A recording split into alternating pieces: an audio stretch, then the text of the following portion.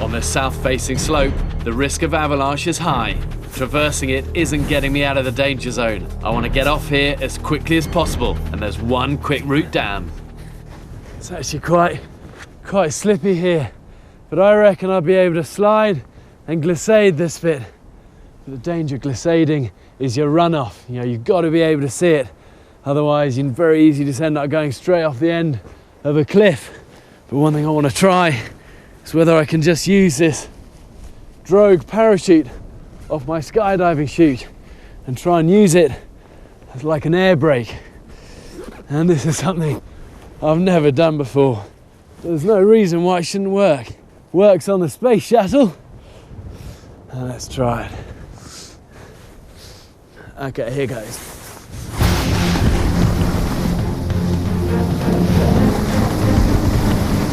I'm gathering pace on the wet, crusty snow.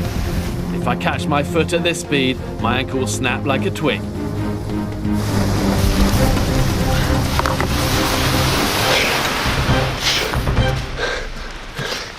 Well, the drogue slowed me down quite nicely, although I still went fast.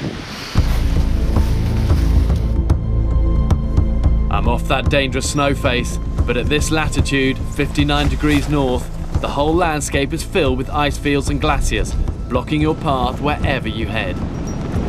Man, look at this place. Just extraordinarily beautiful, but also as wild and a remote place as you're ever gonna see. Look at it. And up here is actually the biggest non-polar ice cap in the whole world.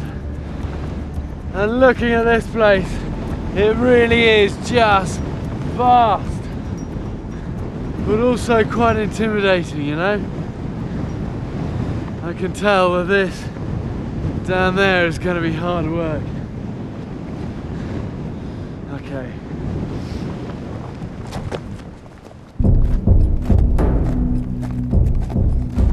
The glacier is moving up to a foot a day.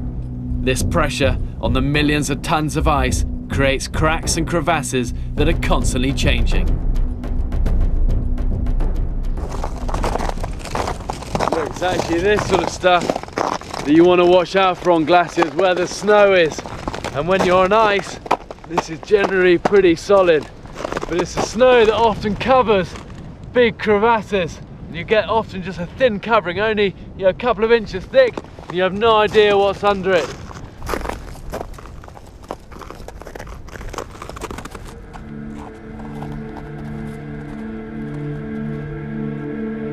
These crevasses can be hundreds of feet deep, with sheer ice walls that are impossible to climb. Look, you see what I mean here? This is a narrow one. And look, I think this is good to stand on. That's just going to drop away down there. And these ones you might think quite harmless, but actually it's the narrow ones that are often more dangerous. You go down it and then you just get wedged. You keep sinking and getting squeezed by it. And they actually call these squeezes for that reason. I've known of rescuers having to use pneumatic drills to cut people out of the ice.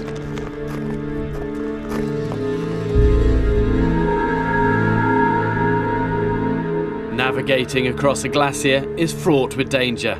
The cracks in the ice are getting wider, and finding any route off here is gonna be tough. You can see here we're getting lower down the glacier.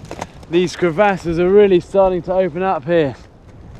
And really to try and continue my way along these sort of ridges in rubber shoes would just be lethal.